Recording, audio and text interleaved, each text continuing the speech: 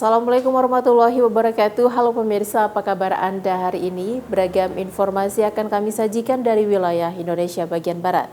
Bersama saya Wanasari, inilah kabar Sumatera selengkapnya.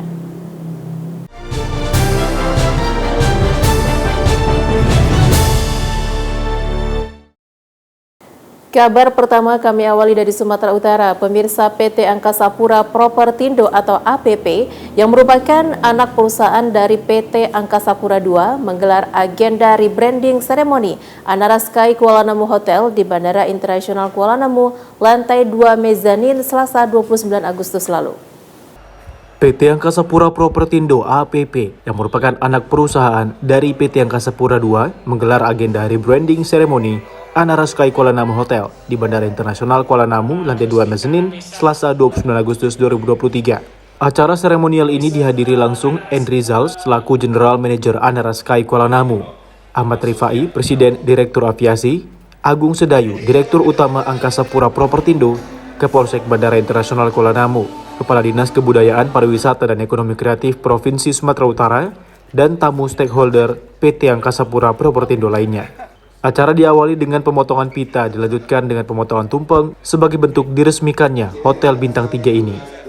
Acara ini juga diisi dengan live band performance dan tarian daerah yang menjadi hiburan pengiring selama acara berlangsung. Di kesempatan dan lokasi yang sama juga diadakan kegiatan sosial yang ditawarkan kepada tamu undangan. Di antaranya cek kesehatan medis berupa cek kolesterol, asam urat, pengecekan kondisi mata, dan gigi secara gratis. Ada pula aksi donor darah dan juga jasa potong rambut gratis. Hotel Anara Sky Kuala Namu merupakan hotel kedua yang menggunakan brand Anara setelah sebelumnya dibangun dan dikelola di kawasan Bandara Internasional Soekarno-Hatta, Jakarta.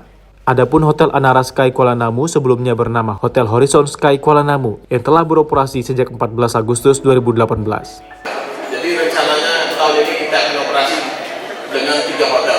Yang pertama sekali operasi sudah berjalan 3 tahun, yaitu Anara Hotel Internasional di Terminal 3 Soekarno-Hatta. Ini yang kedua, ya. Kemudian nanti satu lagi, insya Allah ada tahun kita akan operasi, yaitu di Terminal 3 domestiknya Soekarno-Hatta. Hotel berbintang 3 ini memiliki 100 kamar dengan berbagai tipe. Tersedia juga fasilitas ruang rapat, layanan spa, dan juga restoran. Kedepannya Hotel Anara Sky Kuala Namu akan menghadirkan inovasi dengan meluncurkan cafe lounge dan fasilitas lainnya. Dari Deli Serdang, Sumatera Utara, tim TV One mengabarkan. Sebagai bentuk melestarikan kain tradisional dan budaya Nusantara, pemerintah Deli Serdang bersama Dinas Koperasi dan UKM, Dinas Perindak, dan Dinas Bud Porapar menggelar Festival Kreasi Motif FKM Deli Serdang tahun 2023 di area halaman Plaza Kuliner Deli Serdang Rabu 30 Agustus lalu. Batik telah ditetapkan oleh United Nations Educational, Scientific and Culture Organization atau UNESCO sebagai warisan budaya dunia dari Indonesia. Hal ini patut disyukuri karena berdampak terhadap wastra, kain tradisional syarat makna dan budaya Nusantara di Kabupaten Deli Serdang. Oleh karenanya, sebagai bentuk melestarikan kain tradisional dan budaya Nusantara, pemerintah Deli Serdang bersama Dinas Koperasi dan UMKM, Dinas Perindak, dan Dinas Bud Porapar menggelar Festival Kreasi Motif atau FKM Deli Serdang tahun 2023 di area halaman Plaza Kuliner Deli Serdang Rabu 30 Agustus 2023. Pada kesempatan kali ini 50 kepala desa dan 14 lurah dari total keseluruhan 394 lurah dan kades se-Deli Serdang menjadi peserta Fashion Show Festival Kreasi Motif yang ketiga pada tahun ini. Para kades dan lurah ini melakukan aksi berlenggak-lenggok di atas panggung. Terlihat begitu luas meski ada beberapa yang masih agak kaku, tapi tetap bisa mengundang tawa para pengunjung dan undangan. Saat tampil, para kades dan lurah didampingi masing-masing pasangannya. Pada kegiatan ini, para peserta tampil dengan mengenakan pakaian batik, tenun, dan songket khas Deli Serdang. Adapun sebagai juri pada Festival Fashion Show, yaitu Boya Timur Tumanggor, Ketua Dharma Wanita Persatuan Kabupaten Deli Serdang, Habibah Hanim Lubis, dosen jurusan PKK Prodi Pendidikan Tata Rias Unimed, Dita Dwi Nitami, dosen Tata Busana Unimed. Kegiatan ini juga dimeriahkan dengan penampilan fashion show, eksibisi wastra dari pengrajin, penampilan drum band, dan pementasan musik. Pada intinya, kegiatan ini dimaksudkan untuk menyemangati masyarakat untuk berkegiatan dalam upaya meningkatkan kesejahteraannya melalui kegiatan koperasi dan UMKM. Ini juga momentum yang kita manfaatkan untuk memperkenalkan produk-produk UMKM Deli Serdang, khususnya wastra Deli Serdang. berupa tenunang, batik, dan berbagai wastra dari Serdang lainnya. Maksud dan tujuan kenapa kita adakan festival kreasi motif adalah untuk mengenalkan wastra. Wastra itu kain yang dibuat di Kabupaten Deli Serdang, terutama batik dan tenun. Kalau batik itu memang banyak ya, dari Jawa juga ada batik-batik, dari kabupaten kota di Indonesia ini juga batik. Tapi batik kita ini memang memakai motif khusus Deli Serdang, gitu juga tenun. Dari Deli Serdang, Sumatera Utara, tim TV One mengabarkan. Pemerintah Kabupaten Muara Enim bekerjasama dengan Ikatan Wanita Pengusaha Indonesia atau IWAPI pecahkan rekor dunia Indonesia atas rekor sajian pindang terbanyak dengan jumlah 8.103. Pemerintah Kabupaten Muara Enim bekerjasama dengan Ikatan Wanita Pengusaha Indonesia atau IWAPI Muara Enim pecahkan rekor dunia Indonesia atas rekor sajian pindang terbanyak dengan jumlah 8.103. Sajian pindang memecahkan rekor di luar target yang awalnya hanya 8.000 pindang. Namun setelah diverifikasi oleh pihak MURI, tercatat ada 8.103 sajian pindang yang tersedia. Rekor tersebut tak hanya memecahkan rekor Indonesia, tapi juga memecahkan rekor dunia.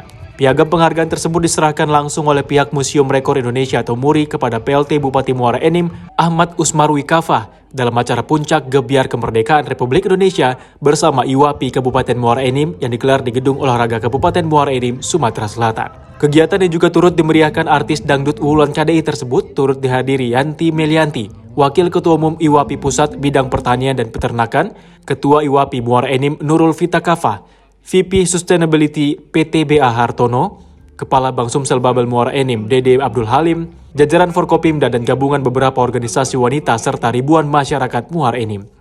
Ribuan sajian menu pindang yang sudah dimasukkan ke dalam box tersebut dalam sekejap langsung diserbu masyarakat yang hadir dan membawa kupon yang telah dibagikan oleh panitia. Dalam kegiatan tersebut, PLT Bupati Muara Enim juga menyerahkan sejumlah hadiah kepada para pemenang perlombaan dalam rangkaian HUT RI ke-78.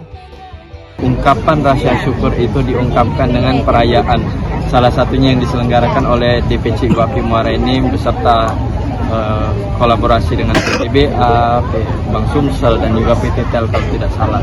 Dan karenanya mereka menelurkan salah satu ide yang sangat baik sekali, makan pindang 8.000 porsi bersama masyarakat. Saya kira sangat baik sekali itu, paling tidak timbul nilai kebersamaan di antara kita semua. Karenanya rekor MURI ini simbol kebersamaan kita semua. Dari Muara Enim, Sumatera Selatan, Kiki Habibi, Ika Anggreni, TV One mengabarkan. PT Bara Anugrah Sejahtera atau BAS serahkan hibah lahan 2 hektar kepada Desa Pulau Panggung, Kabupaten Muara Enim, Sumatera Selatan yang akan dimanfaatkan sebagai tempat pemakaman umum.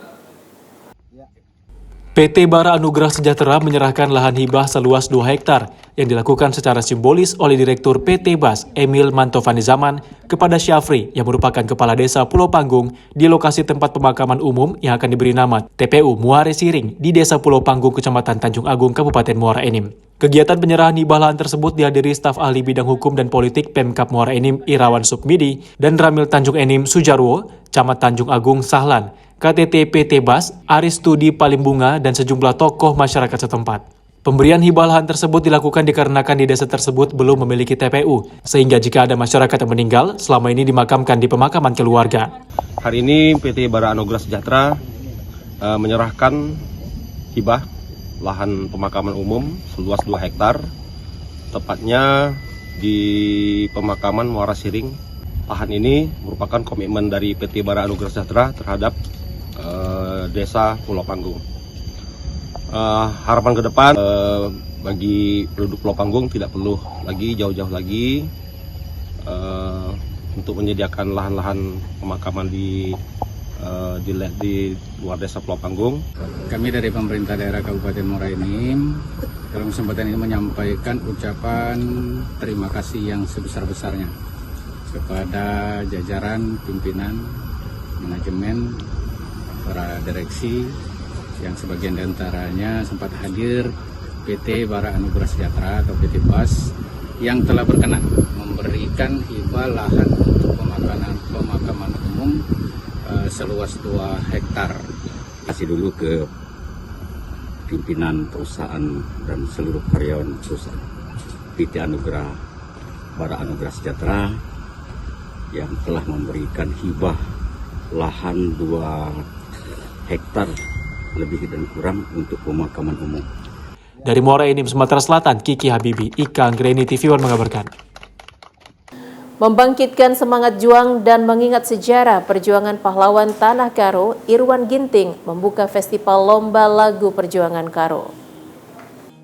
Berlokasi di Aula Gedung Sentrum Kabupaten Tanah Karo, tepatnya di Kecamatan Cabanjahe, diadakan Lomba Lagu Perjuangan Karo Festival. Kegiatan Lomba Lagu Perjuangan Karo Festival diikuti oleh puluhan peserta dari 3 kabupaten, yakni Kabupaten Tanah Karo, Dairi, dan Pakpak Barat.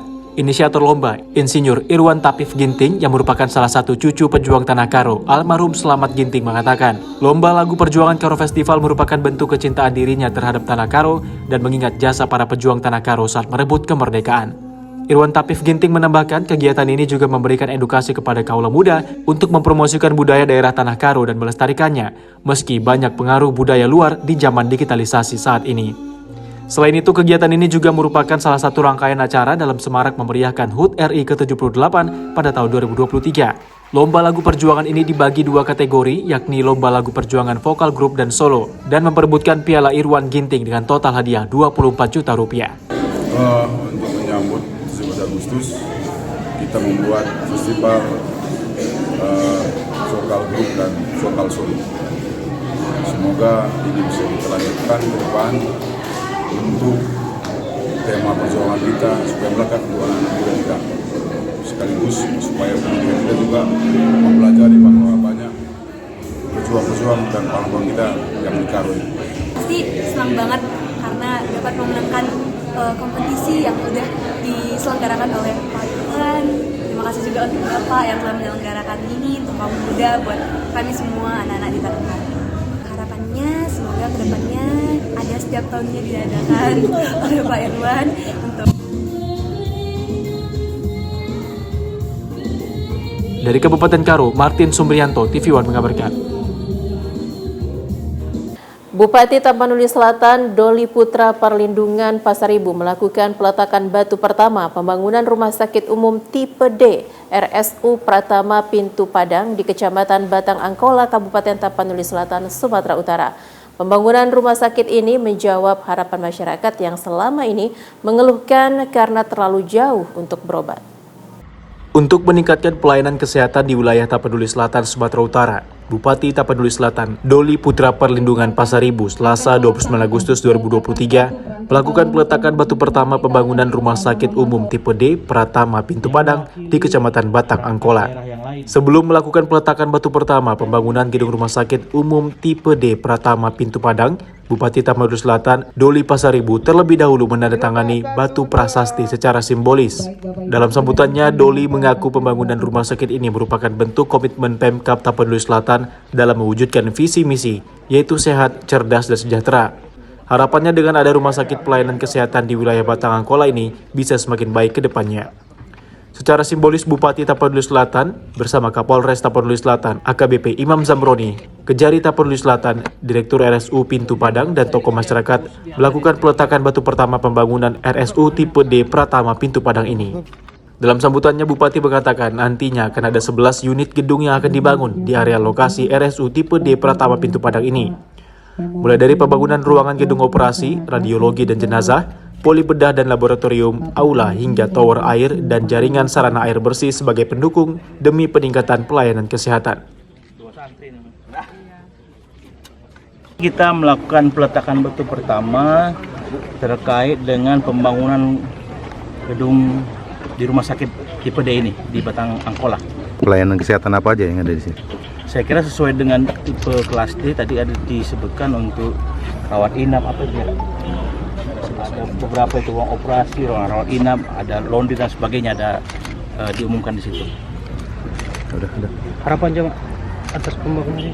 Harapan atas pembangunan ini semakin tercipta suasana pelayanan yang baik di rumah sakit ini sehingga nanti masyarakat di 4 kecamatan terutama di Tapanuli Selatan mulai dari Tantom Angkola, Seruma Tinggi, kemudian Moratais dan Batang Angkola ini mengadakan perawatan kesehatan ke rumah sakit tipe D ini di Batang Angkola ini. Jadi dulu keluhan mereka kalau berobat akan keluar kota, ke kota besar, Kali ini sudah bisa kita sediakan di daerah kita sendiri, Tapanuli Selatan. Sementara itu, pelaksana tugas Kepala Dinas Pekerjaan Umum dan Perumahan Rakyat Tapanuli Selatan, Oscar Hendra Daulay mengatakan, pembangunan rumah sakit umum tipe D Pratama Pintu Padang di atas lahan seluas 1,4 hektar ini dengan anggaran biaya mencapai 6 miliar rupiah. Luas lahannya ini sekitar 1,4 hektar. Dan ini akan kita bangun di sini untuk memberikan fasilitas rumah sakit. Rumah sakit tipe D Pratama Pintu Padang. Yang kita akan dibangun ada 11 item. Yang pertama yang kita buat itu ada gedung operasi. Baru yang kedua gedung radiologi, ruang rawat inap kelas 1 dan VIP, ruang inap kelas 2. Baru pembangunan laundry, pembangunan dapur chicken, baru ada ruangan operasi. Dan itu ada kita buatkan itu 11 item untuk di rumah sakit umum. Tapi untuk fasilitas untuk jalan yang kita bangun ini akses masuk kita buat satu paket, baru yang satu lagi akses keliling dengan hotmix. Untuk anggaran pembangunan ini berapa? Untuk anggaran seluruhnya Kira-kira untuk gedung 6 miliar. Untuk gedung keseluruhannya sekitar 6 miliar. Dari Tapanuli Selatan, Sumatera Utara, Dedi Hirianto, TV One mengabarkan. Untuk memangkas ongkos angkut hasil bumi milik petani, pemerintah Pekon Gedung Cahya Kuningan, Kecamatan Ngambur, Kabupaten Pesisir Barat Lampung, membangun jalan usaha tani secara bertahap. Pembangunan jalan secara bertahap ini telah dilakukan sejak tahun 2018 lalu. Inilah jalan usaha tani sepanjang 300 meter yang membentang di areal persawahan pemangku Gedung Cahya. Jalan rabat beton ini diakui warga mampu memangkas ongkos angkut lebih dari separuh. Sebelum jalan rabat beton ini dibangun, warga harus memanggul padi hasil panen melewati jalan berlumpur. Selain melelahkan, juga berat di ongkos. Sedikitnya ada 300 hektar lahan persawahan yang terhubung melalui ruas jalan usaha tani ini. Warga berharap pembangunannya dapat diteruskan hingga seluruh hamparan sawah mereka memiliki jalan yang layak. Setengah paha dulu Pak. Jadi kalau ngojek itu berat di ongkos 15.000 untuk 1 hektar. Makanya kita usahakan supaya jalan ini dibentuk. Alhamdulillah jadi 2 tahun. 2 tahun lah ini program ADD nyampe ke situ. Pekon Gedung Cahya Kuningan dihuni 1054 kepala keluarga. Hampir seluruhnya merupakan petani. Mayoritas warga di sini adalah petani sawah, sawit, dan kelapa. Pratin Gedung Cahya Kuningan memastikan pemerintah Pekon memprioritaskan pembangunan jalan usaha tani agar perekonomian warga terus membaik. Merujuk kebutuhan di lapangan, pemerintah Pekon menargetkan pembangunan jalan usaha tani sawah sepanjang 2.000 meter. Namun keterbatasan dana menyebabkan pembangunannya harus dilakukan secara bertahap. Jalan usaha tani ini Pak, sejak tahun berapa? Panjangnya sudah berapa? Alhamdulillah kita mulai pembangunan jalan usaha tani ini, kita mulai dari tahun 2019 dan tahun 2022. Yang telah kita laksanakan itu panjangnya lebih kurang 300 meter. Kalau target secara keseluruhan? Target keseluruhan saya rasa itu mungkin lebih dari 2.000 meter.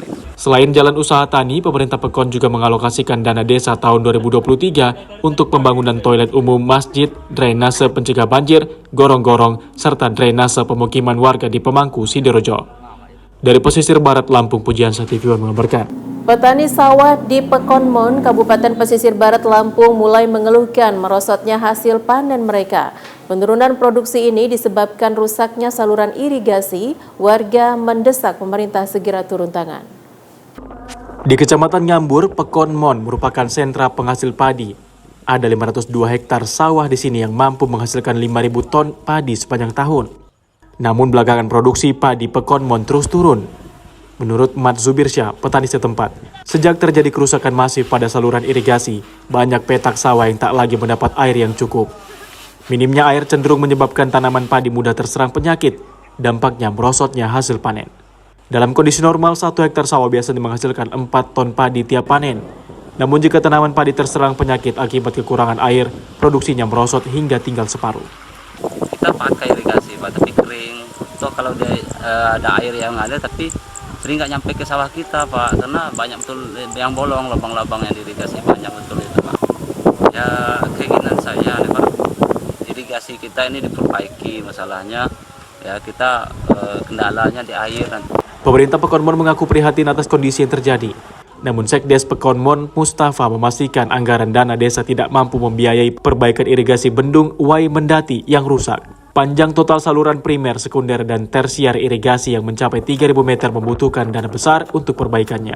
Pemerintah Pekon justru berharap pemerintah pusat atau provinsi bisa turun tangan memperbaiki bendung dan irigasi Wai Mendati. Mustafa mengaku pemerintah Pekonmon sudah berulang kali mengajukan proposal perbaikan irigasi, namun belum mendapat jawaban dari dinas terkait. Ya memang kita sangat prihatin, kita menjadi Pekon yang punya lokasi lahan pertanian yang luas, cuma untuk sarana prasarananya kurang diperhatikan karena desa kita kan tidak mampu untuk mengcover perbaikan irigasi itu.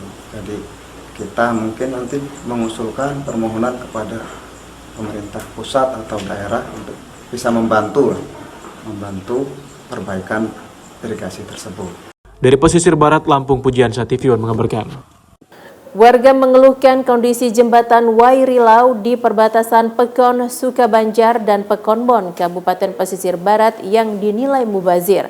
Sebab pembangunan jembatan ini belum dibarengi peningkatan ruas jalan yang layak dilintasi kendaraan roda 4. Sejauh ini hanya sepeda motor yang bisa melintasi ruas jalan lingkar kecamatan ini. Padahal ruas jalan sepanjang kurang lebih 7 km ini membentang di tengah-tengah ribuan hektar kebun warga yang produktif.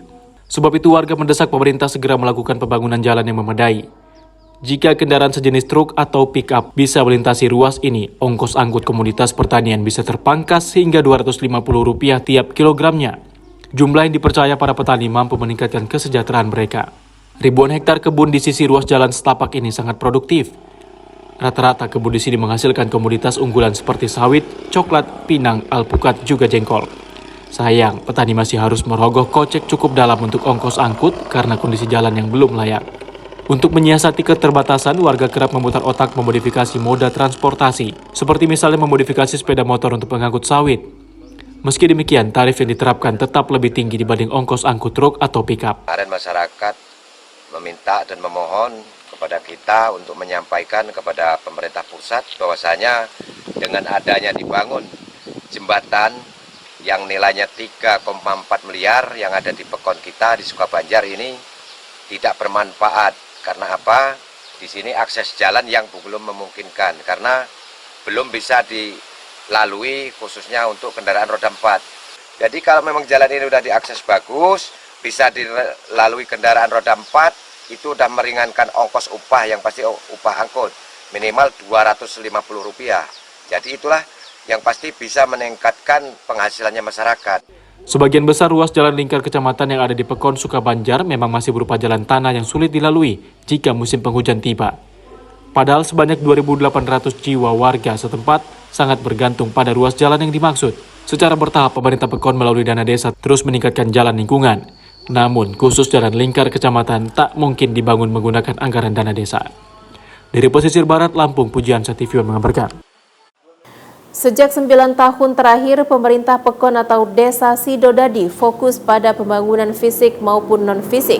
Selain menggenjot pembangunan rigid beton dan jalan usaha tani, pemerintah Pekon juga membangun sarana dan prasarana pendidikan serta tempat ibadah. Bidang ketahanan pangan juga jadi prioritas sesuai arahan pemerintah pusat. Sejak tahun 2015 silam, Pekon Sidodadi di Kecamatan Air Hitam, Kabupaten Lampung Barat ditetapkan jadi Pekon berstatus mandiri. Sejak itu, pemerintah Pekon Sidodadi terus menggenjot pembangunan yang merata di semua bidang. Tahun ini dana desa dialokasikan untuk banyak kegiatan, antara lain pembangunan rigid beton jalan usaha tani, rehab berat musola, dan rehab balai Pekon. Selain itu, pemerintah Pekon juga mengadakan seragam sekolah dan paket buku gratis bagi siswa kurang mampu, serta memberi insentif kepada guru ngaji yang ada di Pekon Sidodadi. Untuk bidang ketahanan pangan, pemerintah membentuk kelompok peternak kambing yang saat ini sudah menjalankan program ternak kambing berkelanjutan. Selain itu, pemerintah Pekon juga menyebar 12.500 bibit ikan ke 10 kolam kolektif yang dikelola kelompok masyarakat. Demi penguatan ketahanan pangan, dana desa juga dibelikan 500 ekor ayam kampung yang kemudian dibagikan secara merata kepada seluruh kepala keluarga yang ada di Sidodadi. Pemerintah bahkan membentuk demplot singkong, jagung, terong, dan kacang tanah. Bulan lalu, sebagian demplot ini sudah panen dan hasilnya bisa dinikmati warga. Waktu itu masih dalam keadaan status desa berkembang. Nah, namun sekarang ini alhamdulillah dari 2015 hingga saat ini desa saya meningkat statusnya menjadi pekon mandiri.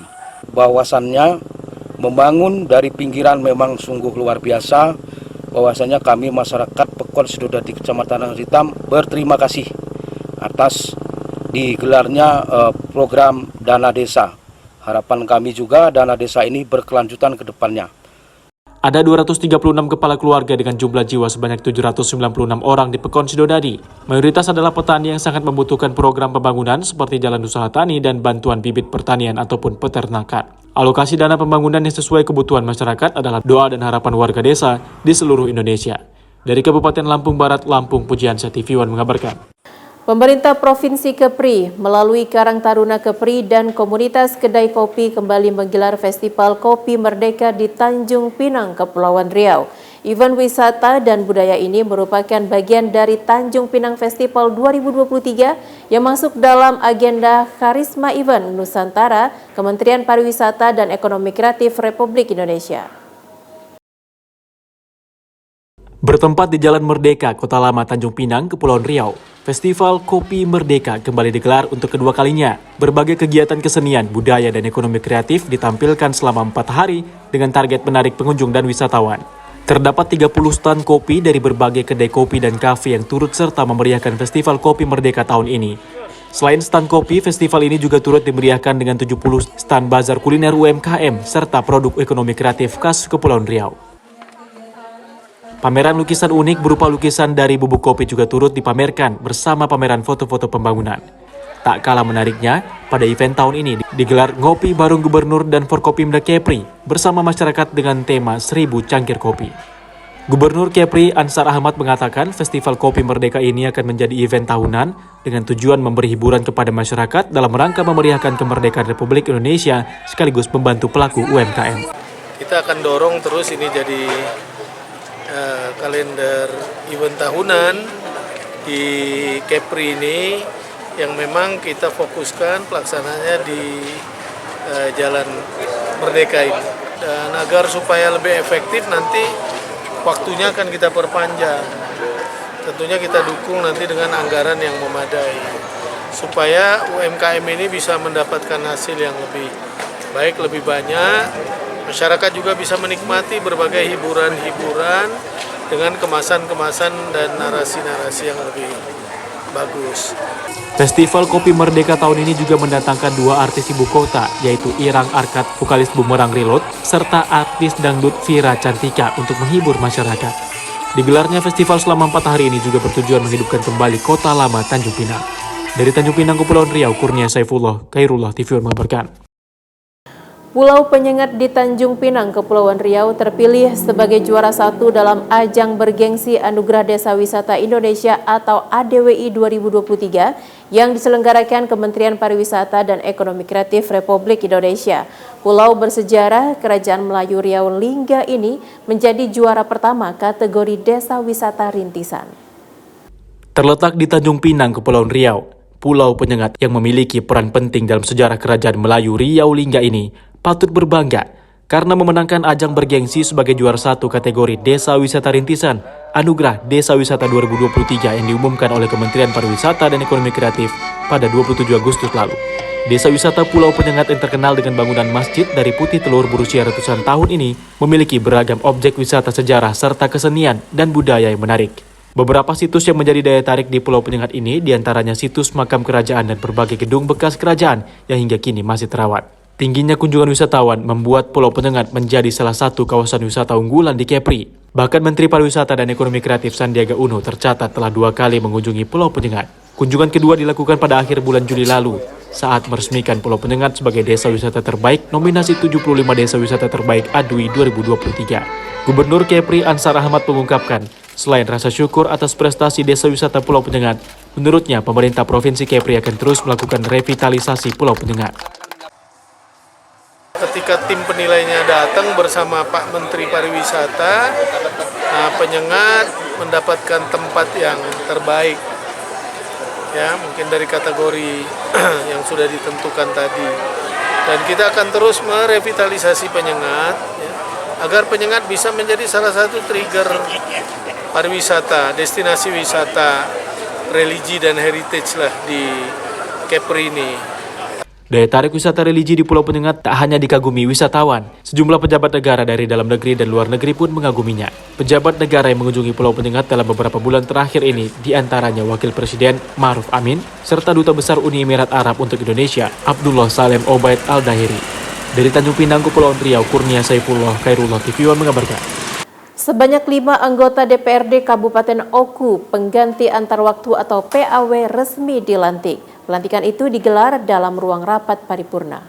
DPRD Kabupaten Oku menggelar sidang paripurna ke-7 masa persidangan ke-1 tahun 2023 dalam rangka pengucapan sumpah janji PAW anggota DPRD Oku sisa masa jabatan tahun 2019-2024. Sebanyak 5 anggota DPRD PAW telah resmi dilantik yang dipimpin langsung Ketua DPRD Oku Haji Marjito Bahri. Emroni dari Partai Gerindra menggantikan Hendro Saputrajaya yang pindah ke Partai Amanat Nasional atau PAN. Kemudian Hajat Usman dari Partai Hanura menggantikan posisi M. Saleh Tito yang pindah caleg ke Partai Golkar. Selanjutnya dari Partai Hanura juga ada Sujarwo menggantikan Sahril Elmi dan Ramawala menggantikan Kamaludin. Terakhir, Erlina Bahtiar menggantikan posisi Densi Hermanto yang juga ke PAN. Ketua DPRD Oku Marjito Bahri mengucapkan selamat kepada 5 anggota dewan yang baru dilantik. Dirinya juga mengucapkan terima kasih atas kerjasama kepada 5 anggota dewan yang diganti. Tentunya harapan saya secara pribadi, seperti di dalam rapat tadi saya kemukakan, seberat apapun persoalan di Kabupaten Ogan Komering Ulu, bila kita kerjakan dengan pengabdian dan kebersamaan, insya Allah akan menjadikan. Itu yang saya harapkan kepada anggota DPRD yang terpilih tadi. Dan juga tentunya saya mengucapkan terima kasih kepada rekan-rekan yang diganti pergantian tertentu. Tadi yang kelima atas pengabdian dan dedikasinya untuk Kabupaten Ogan Komering Ulu. Ya, terutama sekali alhamdulillah syukur Kalapas ini sangat senang, gembira, terutama sekali seluruh keluarga yang mendukung kita saking bahagia. Ya, langkah ke depan mudah-mudahan insya Allah dalam sisa waktu 1 tahun ini saya akan melaksanakan tugas secara maksimal. Terutama sekali saya akan memperjuangkan aspirasi terutama sekali dari daerah pemilihan TIP dan daerah pemilihan 4. Dari Kabupaten Oku, Sumatera Selatan, Herman Sawiran, Bagus Miargo, Muhammad Taufik, TV One mengabarkan. Pemerintah Musi Banyuasin, Sumatera Selatan mulai menyalurkan dana kepada masyarakat miskin ekstrim dalam program Bantu Umak. Penyaluran dana program Bantu Umak ini bekerjasama dengan Bank BRI Cabang Sekayu. PJ Bupati Musi Banyuasin Apriyadi menyerahkan langsung program Bantu Umak kepada warga miskin ekstrim penerima bantuan dana tunai dari pemerintah Musi Banyuasin. Masyarakat miskin intim di seluruh wilayah Musi Banyuasin mulai menerima bantuan melalui Bank BRI. Untuk satu kepala keluarga mendapatkan uang Rp350.000 hingga Rp650.000 dengan menelan biaya Rp3,2 miliar. Sementara penerima program Bantu Umak ini berjumlah 5.491 kepala keluarga atau sebanyak 16.404 jiwa. Di tahun 2023 ini warga mendapatkan dana program Bantu Umak ini selama 6 bulan, terhitung dari bulan Juli 2023 hingga November 2023. Ini adalah pertama kali dilakukan di Sumatera Selatan. Program ini dilaksanakan selama 6 bulan, mulai dari Juli sampai dengan Desember tahun ini. Jumlah anggarannya yang kita siapkan itu 32 miliar. Insya Allah program ini bismillah saja kami laksanakan bekerja sama dengan BRI, sekali lagi adalah untuk membantu mengurangi beban masyarakat miskin ekstrim yang ada di Kabupaten Musi Banyuasin. Dan insya Allah juga tahun 2024 program ini akan kita jalankan selama 1 tahun penuh. Tentu ini adalah sekali lagi untuk mengurangi beban masyarakat miskin ekstrim yang ada di Kabupaten Musi Banyuasin. Pak Bupati, jumlah yang penerimanya ini berapa sih Pak Bupati? Kalau jumlah penerimanya hampir 9.000 KK. 9.400 KK, jumlah jiwanya mungkin di kisaran 16 sampai 17.000. Rencananya di tahun 2024 mendatang program Bantu Umak pemberian uang bantuan untuk warga miskin ekstrem ini akan diberikan selama 1 tahun demi menuntaskan dan menekan angka kemiskinan di wilayah Musi Banyuasin. Dari Musi Banyuasin, Sumatera Selatan, Puja Kusuma, TV One mengabarkan. Pemerintah Musi Banyuasin, Sumatera Selatan dan Forkopimda melakukan safari Jumat dengan memberikan bantuan kepada warga serta mengecek kondisi pembangunan jalan di kawasan Bandar Jaya, Kecamatan Sekayu. Apa bantuannya nih? PJ Bupati Musi Banyuasin Apriyadi didampingi oleh Kapolres Musi Banyuasin AKBP Imam Syafi'i serta Dandim 0401 Musi Banyuasin Letkol Infantri Eri Duyanto bersama Forkopimda menggelar safari Jumat di Desa Bandar Jaya, Kecamatan Sekayu, Musi Banyuasin.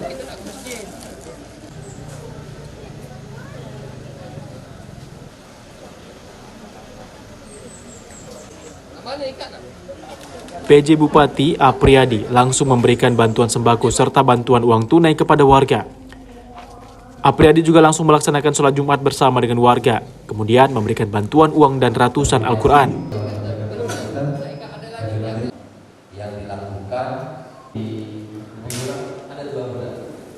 Saya ninjau progres pembangunan jalan yang dialokasikan oleh APBD di Desa Bandar Jaya. Alhamdulillah, insya Allah katanya bulan depan itu diaspal semua. Yang rusak-rusak dicor beton. Tadi sudah mulai dicor beton. Kemudian sholat Jumat di sini. Tadi ada bantuan masjid, kemudian ada bantuan sembako, biasalah. Jadi oleh-oleh bagi masyarakat. Bantuan ini kan dari pemerintah daerah, dari Basnas dan lain sebagainya. Paling tidak kan juga ngecek kondisi desa ini. Apalagi sekarang ini sudah musim kemarau. Takutnya nanti masyarakat ini kekurangan air dan lain sebagainya. Inilah yang perlu kita perhatikan musim-musim seperti ini. Dan sekaligus kami ini memantau karhutlah nih, kejadian-kejadian karhutlah. Alhamdulillah dalam 1 minggu ini agak berkurang. Usai bertatap muka dengan tokoh masyarakat dan tokoh agama, Apriyadi bersama Forkopimda langsung mengecek pembangunan jalan cor beton yang ada di Desa Bandar Jaya. Dari Musi Banyuasin, Sumatera Selatan, Puja Kusuma TV mengabarkan. Lembaga Dakwah Islam Indonesia atau LDII Wilayah Sumatera Selatan menggelar rapat koordinator Wilayah Sumatera Selatan di Musi Banyuasin. Rakorwil ini dihadiri ratusan peserta dari 17 kabupaten kota di Sumatera Selatan. Kedatangan PJ Bupati Musi Banyuasin Apriyadi disambut meriah oleh ratusan peserta pembukaan rapat koordinasi wilayah Lembaga Dakwah Islam Indonesia atau LDII di Aula Pendopuan Rumah Dinas Bupati. LDII menggelar rakorwil yang diikuti oleh ratusan peserta dari 17 kabupaten kota di wilayah Sumatera Selatan. Rapat yang digelar di Kota Sekayu, Musi Banyuasin ini juga dihadiri oleh Ketua Dewan Pimpinan Daerah LDII Sumatera Selatan, Rahmatullah, serta Dewan Pimpinan Cabang Musi Banyuasin, Daud Sobri. Rakorwil ini dibuka langsung oleh PJ Bupati Musi Banyuasin. Rakorwil ini adalah secara reguler 4 bulan sekali.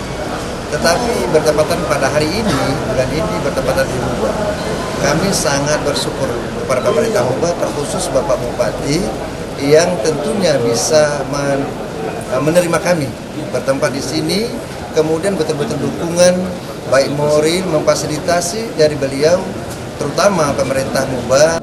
Dan yang kami banggakan, semua yang hadir pada hari ini hadirinnya. Saya mengucapkan selamat kepada kawan-kawan yang tergabung dalam LDII Sumatera Selatan dan terima kasih karena sudah berkenan menunjuk Kabupaten Musi Banyuasin ini menjadi tuan rumah. Kemudian kegiatan ini kita fasilitasi, kita siapkan pelaksanaannya di pendopuan Kabupaten Musi Banyuasin. Karena mereka ini kan adalah organisasi-organisasi keagamaan yang tugasnya adalah membantu pemerintah. Usai membuka rakorwil LDII, PJ Bupati Musi Banyuasin juga memberikan buku perjalanan karirnya kepada Ketua Dewan Pimpinan Daerah LDII Sumatera Selatan dan juga sebaliknya. Dari Musi Banyuasin, Sumatera Selatan, Puja Kusuma TV mengabarkan. Puncak Hari Ulang Tahun Pendidik dan Tenaga Pendidik Anak Usia Dini Indonesia HIMPAUDI ke-18 tahun 2023 digelar di Musi Banyuasin, Sumatera Selatan. Puncak HIMPAUDI ini dihadiri oleh ribuan guru PAUD. Ribuan guru PAUD yang ada di Musi Banyuasin berkumpul di gedung Off-Room Perkantoran Pemkab Musi Banyuasin, Sumatera Selatan. Para guru PAUD ini mengikuti acara puncak peringatan Hari Ulang Tahun Pendidikan dan Tenaga Pendidik Anak Usia Dini Indonesia atau HIMPAUDI ke-18 2023. Acara ini langsung dihadiri oleh PJ Bupati Musi Banyuasin, Apriyadi. PJ Bupati Musi Banyuasin mengatakan pendidikan merupakan upaya faktual untuk masyarakat agar masyarakat bisa merasakan pembangunan di sektor pendidikan. PJ Bupati juga mengucapkan selamat kepada para guru pendidik yang merupakan pahlawan tanpa tanda jasa. Jadi hari ini ada acara memperingati hari ulang tahun Himpaudi yang ke-18 tingkat Provinsi Sumatera Selatan dilaksanakan di Kabupaten Musi Banyuasin. Ini ibu-ibu ini adalah para pahlawan tanpa tanda jasa. Tugasnya berat ini ngajar anak-anak. Oleh karena itu saya selaku bupati memberikan apresiasi kepada mereka, membantu mereka melaksanakan kegiatan ini, menyiapkan tempat dan lain sebagainya supaya mereka ini semangat juga karena tugas mereka ini berat, lebih berat dari guru SMP dan guru SD.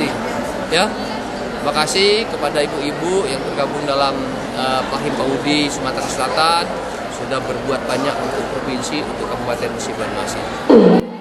Dengan digelarnya Himpaudi ke-18 ini, PJ Bupati Musi Banyuasin juga berpesan bahwa pendidikan anak usia dini merupakan kunci bagi anak-anak dalam mengembangkan bakat demi membangun peradaban bangsa Indonesia ke depan. Dari Musi Banyuasin, Sumatera Selatan, Puja Kusuma TV One mengabarkan. Untuk mensejahterakan warga, pemerintah Musi Banyuasin, Sumatera Selatan memberikan bantuan UMKM serta bantuan uang kepada warga miskin. Pemberian bantuan ini sebagai wujud kepedulian pemerintah terhadap warga.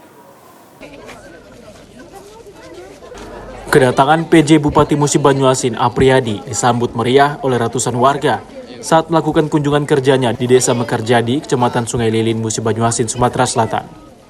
PJ Bupati Musi Banyuasin juga didampingi oleh Kepala Dinas di lingkungan Pemda Musi Banyuasin serta Kapolres dan Dandim 0401 Musi Banyuasin.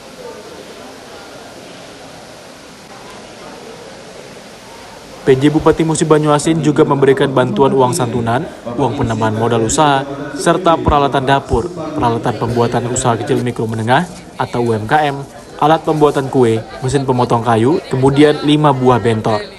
Hal ini dilakukan sebagai bentuk dan wujud kepedulian pemerintah kepada warga. Kita ini kan selama ini 2020, 2021, 2022 ini terkena wabah pandemi Covid. Semua usaha ini hampir semuanya drop. Nah, 2023 ini sepertinya sudah mulai bergairah lagi. Oleh karena itu, kita memberikan bantuan-bantuan kepada para pelaku usaha ini, para UMKM ini, berikan peralatan supaya mereka ini mulai lagi melaksanakan usaha-usahanya untuk membangkitkan gairah ekonomi di mereka. Kalau tidak kita bantu, mereka sulit untuk kembali rebound. Nah, sekarang ini kita bantu peralatan, kemudian nanti barangkali dari perbankan kita dorong untuk membantu pinjaman modal sehingga mereka ini bisa bangkit kembali menjadi pelaku usaha. Ya, kita lihat aja nanti, mungkin insya Allah ke depan mereka ini akan menjadi pelaku usaha menengah dan besar di Musi Banyuasin. Pemerintah Musi Banyuasin akan terus melakukan upaya pengentasan kemiskinan dengan memberikan bantuan kepada warga, agar warga ke depan mampu menjadi pengusaha yang mandiri dan sukses. Dari Musi Banyuasin, Sumatera Selatan, Puja Kusuma TV One mengabarkan.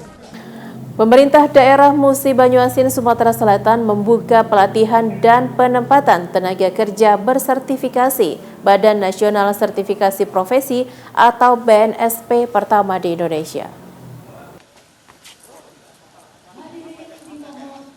PJ Bupati Musi Banyuasin, Apriyadi, membuka langsung pelatihan penempatan tenaga kerja bersertifikasi Badan Nasional Sertifikasi Profesi atau BNSP di Komplek Balai Latihan Kerja Muba Vocational Center Kota Sekayu, Musi Banyuasin.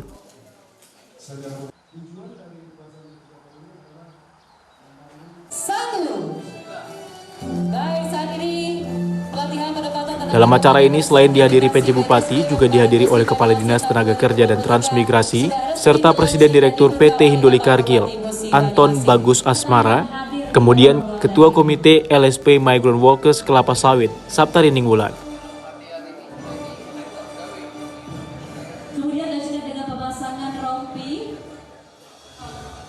Dalam sambutannya, PJ Bupati Musi Banyuasin, Apriyadi, mengatakan, Musi Banyuasin merupakan pelopor pertama di Sumatera Selatan dalam bidang sertifikasi untuk tenaga kerja dan bekerja sama antara Muba Vocational Center dengan perusahaan perkebunan sawit yang ada di Musi Banyuasin.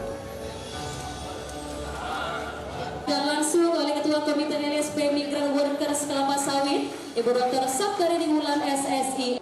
Kemudian memasangkan rompi kepada peserta simbol. Dengan dilaksanakan pelatihan tenaga kerja dan penempatan yang bersertifikasi, diharapkan semakin banyak perusahaan-perusahaan yang ada di Musi Banyuasin untuk ikut bergabung dan bekerja sama dengan Mubah Vocational Center atau MVC.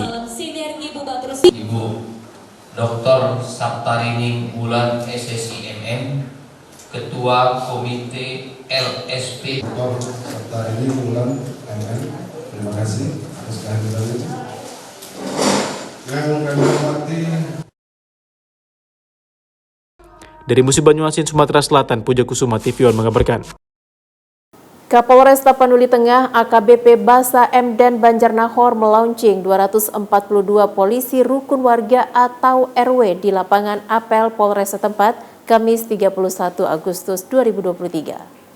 Kapolres Tapanuli Tengah AKBP Basa M dan Banjarnahor melaunching 242 polisi rukun warga atau RW di lapangan apel Polres setempat pada Kamis 31 Agustus 2023. AKBP Basa M dan Banjarnahor menjelaskan ratusan polisi RW ini disebar di 20 kecamatan yang ada di Kabupaten Tapanuli Tengah. Ratusan polisi RW ini bertugas untuk menjaga Harkamtipmas yang aman dan kondusif di wilayah hukum Polres Tapanuli Tengah. Sebanyak 242 polisi RW ini ditugaskan di 155 lingkungan dan 85 dusun di Kabupaten Tapanuli Tengah. Kapolres mengatakan polisi RW ini sebagai sarana komunikasi untuk mendengar keluh kesah yang ada di tengah-tengah masyarakat, serta membantu petugas Babin Kaptipmas yang menetap bertugas. Kapolres menyampaikan keterbatasan jumlah personel Polres Tapanuli Tengah yang berjumlah 323 personil tak mampu mencukupi untuk menghadirkan satu polisi satu lingkungan di Kabupaten Tapanuli Tengah yang terdiri dari 20 kecamatan, 56 kelurahan, 159 desa, 286 lingkungan, dan 559 dusun. Maka totalnya diperlukan sebanyak 875 personil untuk menjadi polisi RW. Dapat saya sampaikan bahwa polisi RW yang terlibat sebanyak 242 personil yang akan ditugaskan sebagai polisi RW di wilayah Kabupaten Tapanuli Tengah. Polisi RW bertugas bermitra dengan masyarakat dalam mendeteksi dan mengidentifikasi permasalahan Kamtipmas di kelurahan, lingkungan, desa, dan dusun, serta menemukan pemecah masalah. Tugas lainnya adalah mengatasi masalah sosial dengan tindakan preventif dan preemptif sehingga tidak menjadi masalah hukum atau mengganggu Kamtipmas. Serta pemolisian masyarakat meningkatkan efektivitas di setiap wilayah demi terciptanya situasi yang aman dan kondusif di Kabupaten Tapanuli Tengah. Launching 242 polisi RW ini turut dihadiri PJ Bupati Tapanuli Tengah, Elvin Elias, dan pejabat daerah lainnya. Dari Kabupaten Tapanuli Tengah, Sumatera Utara, Syaren Situmorang, TV One mengabarkan. Informasi tadi sekaligus menutup program Kabar Sumatera. Jangan lupa update berita terkini lainnya di kanal tv1news.com. Saya Wanasari dan seluruh kerabat kerja yang bertugas mengucapkan terima kasih. Assalamualaikum warahmatullahi wabarakatuh dan sampai jumpa.